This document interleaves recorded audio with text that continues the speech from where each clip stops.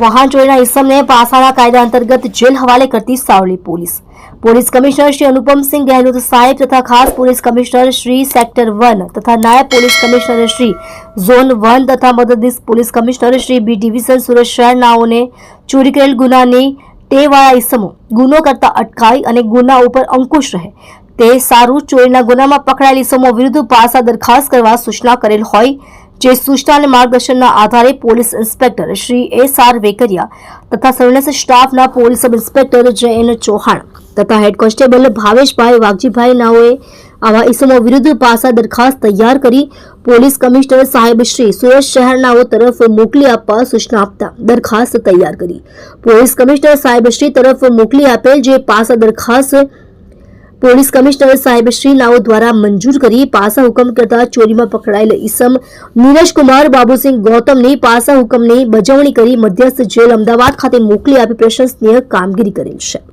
Reporter એસ.એલ. Syed સાથે cameraman સંદીપભાઈ બોરસે. તમે જોઈ રહ્યા છો live India today news channel.